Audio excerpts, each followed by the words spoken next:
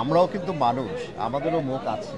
আমাদের প্যানেল ছাড়া অন্য প্যানেল যেটা আছে মোস্ট জুনিয়র সবাই প্রাণ খুলে কথা বলতে পারবো না, সেই জায়গাটা আমাদের খুব দুঃখজনক ব্যাপার। আমাদের গায়ে না লাগা পর্যন্ত আমাদেরকে যাই বলুন আমরা কিছু বলবো না।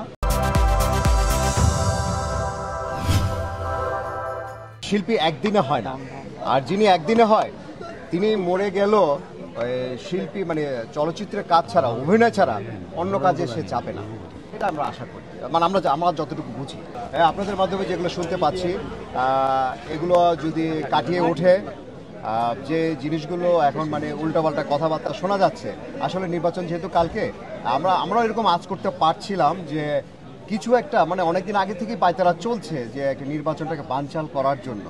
তা আমরা শতভাগ চেষ্টা করেছি, আমরা মুখ বন্ধ করে আছি। আমরাও কিন্তু মানুষ, আমাদেরও মুখ আছে, আমরা কিন্তু ওইভাবে বলছি না কারো বিরুদ্ধে। আমাদের নীতি নির্ধারক যারা আছেন তারাই বলে দিবেন যে কখন কি ঘটবে বা কখন কি করতে হবে। আসল ব্যাপার হয়েছে কি, মানে আমাদের প্যানেল ছাড়া অন্য প্যানেল যেটা আছে মোস্ট জুনিয়র সবাই, একজন ছাড়া। তা এদের ভিতরে যেহেতু তারা জুনিয়র, তারা নতুন অনেকেই, বা আমাদের সমবয়সী বা সিনিয়র যারা আছে তাদের বিরুদ্ধে আমাদের কোনো অভিযোগ নেই। যারা শিল্পী তাদের বিরুদ্ধে কোনো অভিযোগ নাই। আস্তে আস্তে দিন যত যাচ্ছে তত কঠিন হচ্ছে, কারণ আগে ছিল শুধু শিল্পীরাই আসতো এবং আরও সংগঠনে যারা আছে তারাও আসতো, সবার সাথে সবার দেখা হতো। এখন যখন মনিটরিং চলবে, আমি কোথায় যাচ্ছি, আমি কি করছি, আমি মানে প্রাণ খুলে কথা বলতে পারবো না, সেই জায়গাটা আমাদের খুব দুঃখজনক ব্যাপার। যে আমরা যদি প্রাণ খুলে কারণ শিল্পী যারা অনেক কৌতুক অভিনেতা আছে, অনেকে আমরা জোক বলি, অনেকে অনেক ধরনের দুষ্টামি করি, এগুলো তখন করতে পারবো না। এইসব জিনিস থেকে আমরা বিরত থাকতে হবে আমাদের।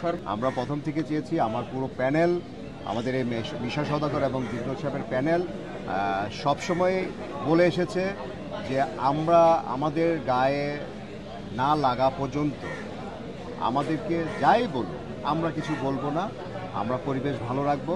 আমরা এখনও তাই করছি, আমাদের পরিবেশ আমরা ভালো রাখবো। আমরা সুষ্ঠু নির্বাচন চাই সবার সম্মুখে এবং সবাইকে নিয়ে আমরা নির্বাচন করব এবং একটা ভালো রেজাল্ট।